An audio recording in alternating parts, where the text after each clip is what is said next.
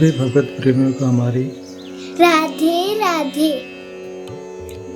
मानव जीवन का सर्वोत्कृष्ट फल सत्संग श्री भक्तमाल कथा के माध्यम से हमें मिलने जा रहा है। श्री भक्तमाल कथा के प्रधान श्रोता हमारे श्री प्रिया प्रीतम जी हैं। उनके श्री चरणों में प्रणाम करते हुए आइए आज के भक्त चरित्र का श्रवण करें। शिव भक्त महाकाल। प्राचीन काल में वाराणसी नगरी में मांटी नाम के एक महायशस्वी ब्राह्मण रहते थे। वे शिवजी के बड़े भक्त थे और सदा शिव मंत्र का जप किया करते थे। प्रारब्धवश उनके कोई संतान नहीं थी, इसलिए उन्होंने पुत्र की कामना से दीर्घ काल तक शिव मंत्र जप का अनुष्ठान किया। एक दिन भगवान शंकर उनकी तपश्चर्या से प्रसन्न हो उनके सामने प्रकट हुए और बोले, वत्स मांटी, मैं तुम्हारी आराधना से प्रसन्न हूँ। तुम्हारा मनोरथ शीघ्र ही पूर्ण होगा और तुम्हें मेरे ही सम्मान प्रभावशाली और शक्ति संपन्न मेधावी पुत्र रत्न प्राप्त होगा, जो तुम्हारे समग्र वंश का उद्धार करेगा। यूँ कहकर शिवजी अंतर्ध्यान हो गए और मांटी भगवान शंकर के योगी दुर्लभ नैनाभिराम रूप का दर्शन करके और उनसे मनचाहा वरदान पाकर अत्यंत हर्षित हुए।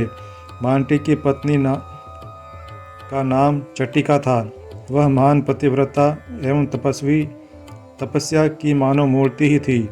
समय पाकर तपोमूर्ति ब्राह्मण पत्नी गर्भवती हुई। क्रमशः गर्भ बढ़ने लगा और उसके साथ साथ उस सती का तेज और भी विकसित हो उठा। किंतु पूरे 4 वर्ष व्यतीत हो गए, संतान गर्भ से बाहर नहीं आई। इस घटना को देखकर सभी आश्चर्यचकित हो गए। मंटी ने सोचा कि अवश्य ही कोई अलौकिक बालक है जो गर्भ से बाहर नहीं आना चाहता। अतः वे अपनी पत्नी के पास जाकर गर्भस्थ शिशु को संबोधन करके कहने लगे, वत्स, सामान्य पुत्र भी अपने माता पिता के आनंद को बढ़ाने वाले होते हैं, और फिर तुम तो अत्यंत पवित्र चरित्र वाली माता के उदर में आए हो और भगवान शंकर के अनुग्रह से हमारी दीर्घ काल की तपस्या के फल रूप में प्राप्त हुए हो।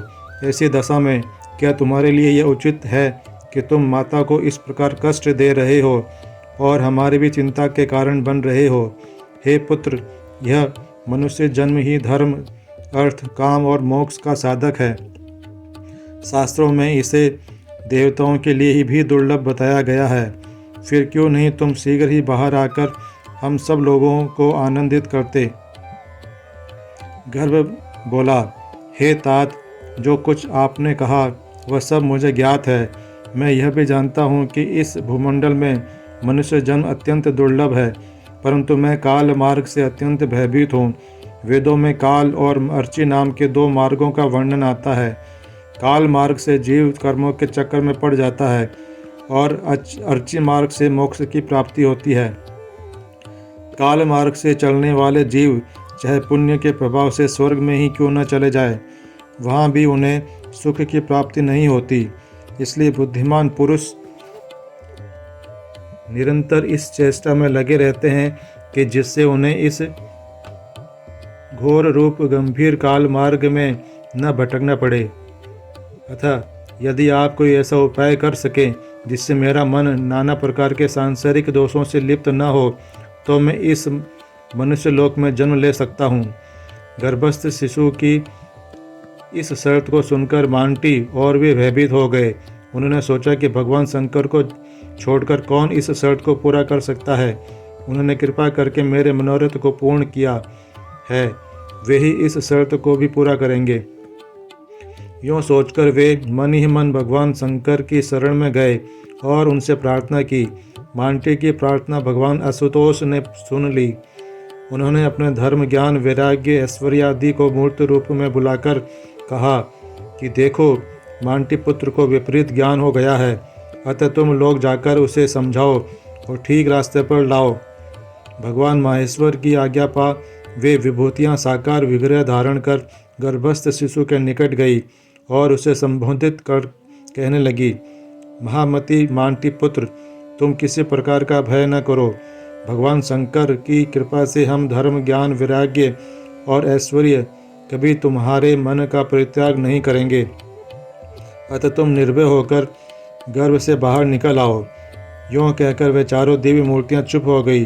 उनके चुप हो जाने पर अधर्म, अज्ञान, अवैराग्य और अनैश्वर्य भी विकराल मूर्तियाँ धारण कर भगवान शंकर की आज्ञा से वहाँ उपस्थित हुए तथा मांटी पुत्र से कहने लगे कि तुम यदि हमारे भय से बाहर न आते हो तो इस भय का त्याग कर दो। भगवान शंकर की आज्ञा से हम तुम्हारे भीतर कदापि प्रवेश नहीं कर सकेंगे।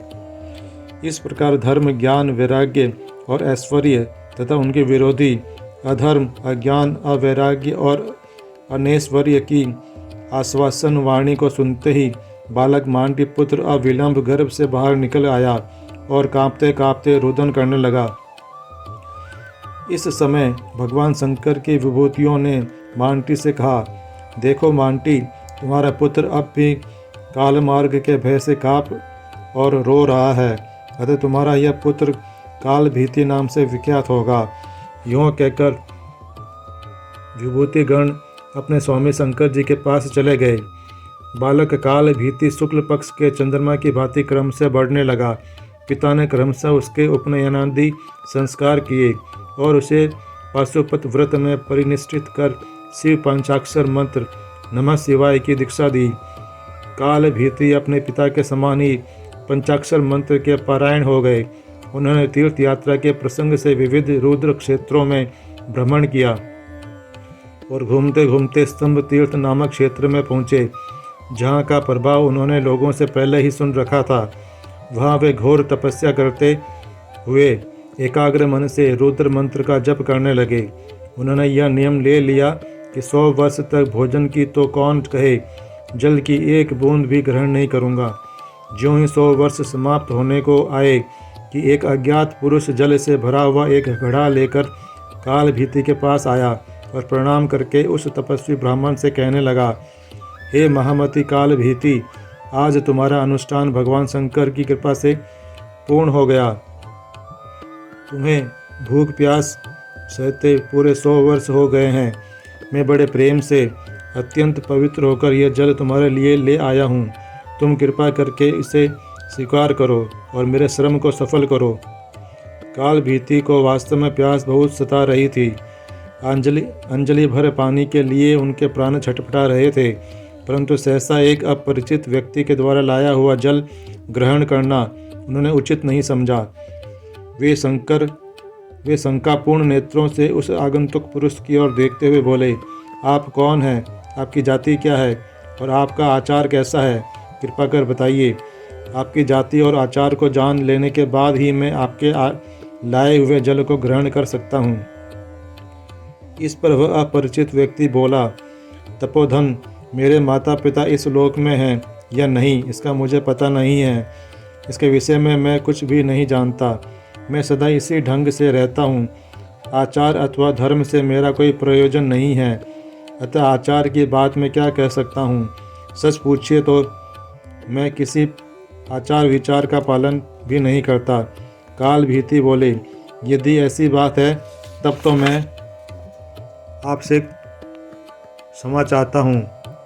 मैं आपके दिए हुए जल को ग्रहण नहीं कर सकता। इस संबंध में मेरे गुरुदेव ने जो श्रुति सम्मत उपदेश मुझे किया है उसे मैं आपको सुनाता हूँ। जिसके कुल का हाल अथवा रक्त शुद्धि का पता न हो, साधु व्यक्ति उसके दिए हुए अन्न जल को ग्रहण नहीं करते।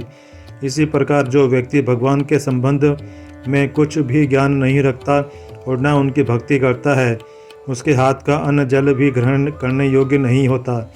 भगवान को अर्पण किए बिना जो व्यक्ति भोजन करता है उसे बड़ा पाप लगता है। गंगा जल से भरे हुए घड़े में एक बूंद मदिरा के मिल जाने से जैसे वह अपवित्र हो जाता है, उसी प्रकार भगवान की भक्ति न करने वाले का अन्न चाहे कितना ही पवित्र हो, पवित्रता से बनाया गया हो, अपवित्र ही होता है। परंतु यदि कोई मनुष्य शिव भक्त भी हो, परंतु उसकी जाति और आचार भ्रष्ट हो, तो उसका अन्न भी नहीं खाया जाता। अन्न जल के संबंध में शास्त्रों में दोनों बातों का विचार रखा गया है। अन्न या जल जो कुछ भी ग्रहण किया जाए वह भगवान को अर्पित हो और जिसके द्वारा वह अन्न अथवा जल लाया गया है वह जाति तथा आचार की दृष्टि से पवित्र हो। काल भीति के इन वचनों को सुनकर वह मनुष्य हंसने लगा और बोला, अरे तपस्वी, तुम तप एवं विद्या से संपन्न होने पर भी मुझे नितांत मूर्ख प्रतीत होते हो। तुम्हारी इस बात को सुनकर मुझे हंसी आती है। अरे नादान, क्या तुम नहीं जानते कि भगवान शिव सभी भूतों के अंदर समान रूप से निवास करते हैं। ऐसी दशा में किसी को पवित्र और किसी को अपवित्र कहना कदापि उचित नहीं है। अपवित्र कहकर किसी की निंदा करना प्रकारांतर से उसके अंदर रहने वाले भगवान शंकर की ही निंदा करना है। जो मनुष्य अपने अथवा दूसरे के अंदर भगवान की सत्ता के संबंध में संदेह करता है, मृत्यु उस भेद ज्ञानी मनुष्य के लिए विशेष रूप से भयदायक होती है। फिर जरा विचारो तो सही कि जल में अपवित्रता आ ही कैसे सकती है। जिस पात्र में इसे मैं ले आया हूँ वह मिट्टी का बना हुआ है। मिट्टी भी ऐसी वैसी नहीं, किंतु हवे की आग में भली भांति तपाई हुई, और फिर वह जल के द्वारा शुद्ध हो चुकी है। मृतिका, जल और अग्नि, इनमें से कौन सी वस्तु अपवित्र है? यदि कहो कि हमारे संसर्ग से यह जल अपवित्र हो गया तो यह कहना भी ठीक नहीं, क्योंकि तुम और हम दोनों ही इस मिट्टी से ही तो बने हैं और मिट्टी पर ही सदा रहते हैं। मेरे संसर्ग से यदि जल अशुचि हो सकता है तो जिस जमीन पर मैं खड़ा हूँ वह जमीन भी मेरे संसर्ग से अपवित्र हो जानी चाहिए। तब तो तुम्हें भूमि को छोड़कर आकाश में विचरण करना होगा। इन सब बातों पर विचार करने से तुम्हारी उक्ति मुझे नितांत मूर्खतापूर्ण प्रतीत होती है। काल भीति ने कहा, अवश्य भगवान शंकर का सभी भूतों में निवास है, परंतु इस बात को लेकर जो सब भूतों की व्यवहार में समानता करता है वह अन्न आदि का परित्याग करके मृतिका अथवा भस्म से उदर पूर्ति क्यों नहीं करता? क्योंकि उसके मतानुसार अन्न में जो भगवान है वे ही तो मृतिका और भस्म में भी हैं, परंतु उसकी यह मान्यता ठीक नहीं। परमार्थ दृष्टि से सब कुछ शिव रूप होने पर भी व्यवहार में भेद आवश्यक है। इसलिए शास्त्र में नाना प्रकार की शुद्धि के विधान पाए जाते हैं और उनके फल भी अलग अलग निर्दिष्ट हुए हैं। शास्त्र की आज्ञा के विरुद्ध आचरण करना कदापि उचित नहीं है। जो शास्त्र भगवान शिव की सत्ता सर्वत्र बतलाते हैं वे ही व्यवहार में भेद का भी विधान करते हैं। शास्त्र की एक बात तो मानी जाए और दूसरी न मानी जाए, यह कहाँ तक उचित है? दोनों ही बातें अपनी अपनी दृष्टि से ठीक हैं और दोनों की परस्पर संगति भी है। श्रुति कहती है कि बाहर भीतर की पवित्रता रखो। इसी बात को इतिहास पुराण इन शब्दों में कहते हैं। यदि परलोक में सुखी रहना चाहते हो और कष्ट में से बचना चाहते हो तो सोचाचार का पालन करो। पृथ्वी पर रहने वाले व्यक्तियों के लिए सोचाचार का पालन आवश्यक कर्तव्य है। ऐसी दशा में यदि आप श्रुतियों की अवहेलना करके सब कुछ शिवमय है यह कहकर व्यवहार के भेद को मिटाना चाहते हैं तो फिर बताइए, क्या श्रुति पुराण आदि शास्त्र व्यर्थ नहीं हो जाएंगे? आप जो यह कहते हैं कि भगवान शिव सभी भूतों में स्थित है वह ठीक है। भगवान शिव सर्वत्र है, यह बात अक्षरशः सत्य है। फिर भी व्यक्ति भेद से उसकी सत्ता में भी भेद कहा जा सकता है। इसके लिए मैं आपको एक दृष्टांत देता हूँ। यद्यपि सभी सोने के गहने सुवर्ण नाम की एक धातु से बने हुए होते हैं, तब भी सबका सोना एक ही दाम का अथवा एक ही रंग का नहीं होता। उनमें से एक का सोना एकदम शुद्ध टकसाली होता है, दूसरे का उसकी अपेक्षा कुछ नीचे दर्जे का होता है और तीसरे का और भी निकृष्ट होता है। परंतु यह तो मानना ही पड़ेगा कि सभी सुवर्ण के गहनों में सोना मौजूद है। साथ ही यह भी स्वीकार करना होगा कि सभी गहनों का सोना एक सा नहीं है। इसी प्रकार भगवान शिव भी सब भूतों में हैं अवश्य, परंतु एक के अंदर उनका प्रकाश अत्यंत शुद्ध है, दूसरे के अंदर वह अत्यंत शुद्ध नहीं है और तीसरे के अंदर वह और भी मलिन है। इस प्रकार समस्त पदार्थों में व्यवहार की दृष्टि से समता नहीं की जा सकती। जिस प्रकार निकृष्ट श्रेणी का सोना दाह आदि के द्वारा शोभित होकर क्रमशः उत्कर्ष को प्राप्त होता है, उसी प्रकार मलिन अंतःकरण तथा मलिन देह वाले जीव शौच आदि के द्वारा शुद्ध होकर ही शुद्ध शिव तत्व के अधिकारी होते हैं। सामान्य शौच आदि के द्वारा सहसा शुद्ध शिव तत्व का लाभ संभव नहीं है, इसलिए शास्त्रों में देह शोधन की आवश्यकता बताई गई है। देह शोधित होने पर ही देही स्वर्ग आदि उच्च लोकों को प्राप्त हो सकता है। इस प्रकार जो बुद्धिमान पुरुष देह शोधन की इच्छा रखते हैं वे चाहे जिस व्यक्ति से अन्न जल नहीं ग्रहण करते, इसके विपरीत जो लोग शौचाचार का विचार न करके चाहे जिसका अन्न जल ग्रहण कर लेते हैं, वे पवित्र आचरण वाले होने पर भी कुछ ही समय में तमोगुण से आच्छन्न होकर जड़ीभूत हो जाते हैं। इसलिए मैं आपका यह जल ग्रहण नहीं कर सकता, इसके लिए आप मुझे क्षमा करें। तपस्वी के इस शास्त्र अनुमोदित एवं युक्त भाषण को सुनकर वह अज्ञात मनुष्य चुप हो गया। उसने पैर के अंगूठे से बात की बात में एक बड़ा सा गड्ढा खोद डाला और उसमें से उस मटके के जल को उड़ेल दिया। वह बड़ा गड्ढा उस थोड़े से जल से लबालब भर गया, फिर भी थोड़ा जल उस मटके में बच रहा। उस बचे हुए जल से उसने निकटवर्ती एक सरोवर को भर दिया। इस अद्भुत व्यापार को देखकर काल भीति तनिक भी विस्मित नहीं हुए। उन्होंने सोचा, भूत आदि की उपासना करने वाले बहुधा इस प्रकार की आश्चर्यजनक घटनाएं कर दिखाया करते हैं, परंतु इस प्रकार के आश्चर्यों से श्रुति मार्ग में कोई विरोध नहीं आ सकता। भक्त काल भीति के दृढ़ निश्चय को देखकर वह अपरिचित व्यक्ति सहसा जोर से हंसता हुआ अंतर्धान हो गया। काल भीति भी यह देखकर आश्चर्य में डूब गए और उस व्यक्ति के संबंध में नाना प्रकार के ऊहापोह करने लगे। इस प्रकार जब वे विचार में डूबे हुए थे, उनकी दृष्टि सहसा उस बिल्व वृक्ष के मूल की ओर गई।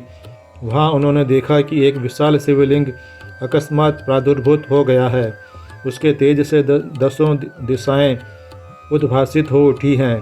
आकाश में गंधर्वगण सुमधुर गान कर रहे हैं और अप्सराएं नृत्य कर रही हैं।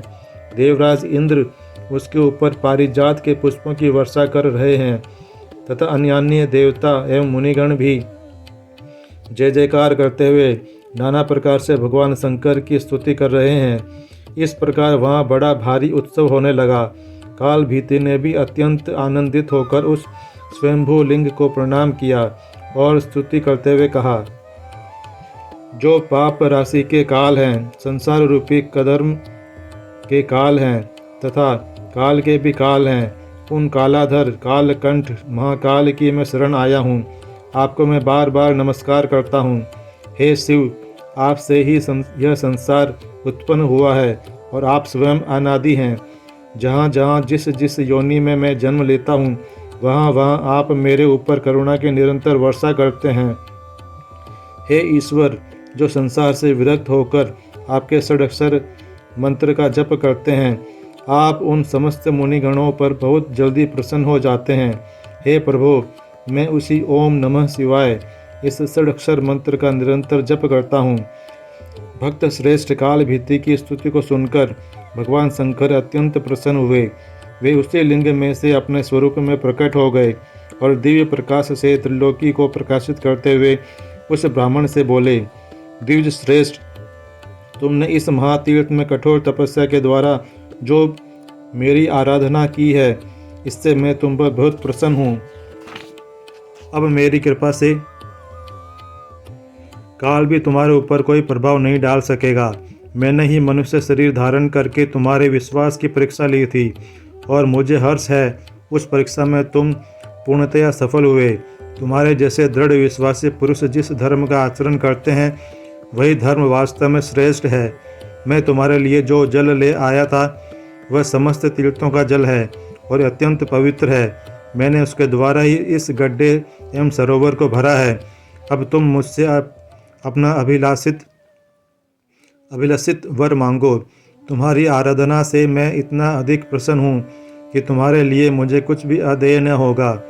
काल भीति ने कहा, प्रभु, आपने मेरे प्रति जो प्रसन्नता प्रकट की है, उससे मैं वास्तव में धन्य हो गया हूँ वास्तव में धर्म वही है जिससे भगवान की प्रसन्नता संपादित होती है। जिस धर्म से आप भगवान की संतुष्टि नहीं होती वह धर्म ही नहीं है। अब आप यदि मुझ पर प्रसन्न हुए हैं तो मेरी आपके चरणों में यही प्रार्थना है कि आप अब से सदा इस लिंग में विराजमान रहें, जिससे कि इस लिंग के प्रति जो कुछ भी पूजा अर्चा की जाए वह अक्षय फल देने वाली हो जाए। भगवान शंकर ने काल भीति की इस निष्काम प्रार्थना को स्वीकार करते हुए कहा, वत्स, तुमने मेरी आराधना के द्वारा काल मार्ग पर विजय प्राप्त की है, इसलिए तुम भी महाकाल नाम से विख्यात होकर नंदी की भांति मेरे अनुचर रूप में चिरकाल तक मेरे लोक में सुखपूर्वक निवास करोगे। कुछ ही दिनों बाद इस स्थान पर करंधम नाम के राजर्षि तुमसे मिलने आएंगे। उन्हें धर्म का उपदेश देकर तुम मेरे लोक में चले आना। भगवान शिव यह कहकर उस लिंग के अंदर लीन हो गए। इसके बाद महाकाल भी आनंद पूर्वक उस स्थान में रहकर तपस्या करने लगे। कुछ दिनों बाद राजा करंधम महाकाल तीर्थ का महात्म्य और महाकाल के चरित्र की कथा सुनकर धर्म के संबंध में विशेष तत्व जानने की इच्छा से वहां आए। महाकाल लिंग का दर्शन करके करंधम राजा के आनंद की सीमा न रही। उन्होंने उस समय अपने जीवन को सफल समझा। इसके बाद महोपचार से उन्होंने महाकाल लिंग की पूजा की और फिर भक्तवर महाकाल के पास पहुंचकर प्रणाम किया। राजा को आते देखकर महाकाल को भगवान शंकर का वचन स्मरण हो आया और उन्होंने हास्य युक्त वदन से राजा के सामने आकर उनका स्वागत किया और अर्घ्य पाद्य आदि उपचारों के द्वारा उनका सत्कार किया। राजा करंधम ने शांत मूर्ति भक्तवर महाकाल से कुशल प्रश्न के अनंतर अनेकों धर्म विषयक प्रश्न किए और महाकाल ने उन सबका शास्त्र अनुमोदित उत्तर देकर राजा का समाधान किया। उनके उपदेश का सार यही था कि घर में ही रहकर इस लोक में धर्म, अर्थ, काम तथा मृत्यु के बाद मोक्ष प्राप्त करने का एकमात्र उपाय माहेश्वर धर्म का पालन अर्थात सब प्रकार से भगवान शंकर के शरण होकर उनकी भक्ति करते हुए उन्हीं की प्रीति के लिए वर्ण आश्रमोचित कर्तव्य का पालन करना। इस प्रकार महाकाल विविध धर्मों का उपदेश कर रहे थे कि सहसा आकाश में बड़ा भारी शब्द होने लगा। महाकाल ने उस ओर ताका तो वे क्या देखते हैं कि ब्रह्मा, विष्णु, रुद्र, उनके अनुचर तथा भगवती के सहित स्वयं भगवान शंकर आ रहे हैं। उनके साथ इंद्र आदि देवता, वशिष्ठ आदि मुनीश्वर तथा तुम्बुरु प्रभृति गंधर्व हैं। महामति महाकाल ने भक्ति निर्भर चित्त से उठकर सबकी अभ्यर्थना की और अनेक प्रकार से पूजा की। ब्रह्मादि देवताओं ने महाकाल को उत्तम रत्न सिंहासन पर बिठाकर उस महिसागर संगम क्षेत्र में उनका अभिषेक किया। देवी भगवती ने महाकाल को वात्सल्य भाव से आलिंगन कर गोद में बिठाया और पुत्रवत प्यार करती हुई बोली, शिवव्रत परायण वत्स, यह ब्रह्मांड जब तक रहेगा तब तक तुम शिव भक्ति के प्रभाव से शिवलोक में निवास करोगे। उस समय ब्रह्मा, विष्णु प्रभृति देवगण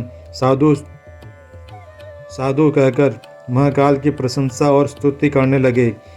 चारण लोग उनका गुणगान करने लगे और गंधर्वगण मनोहर गान के द्वारा उन्हें प्रसन्न करने लगे। करोड़ों शिवजी के गण उनकी स्तुति करते हुए उन्हें घेरकर चारों ओर खड़े हो गए। इस प्रकार अपूर्व समारोह के साथ भक्त श्रेष्ठ महाकाल अपने आराध्य देव के साथ सशरीर शिवलोक को चले गए। आज के हमारे भक्त चरित्र का वर्णन इतना ही। कल हम एक नए भक्त चरित्र के साथ श्री प्रिया प्रीतम जी के समक्ष प्रस्तुत होंगे। आपको हमारी राधे राधे।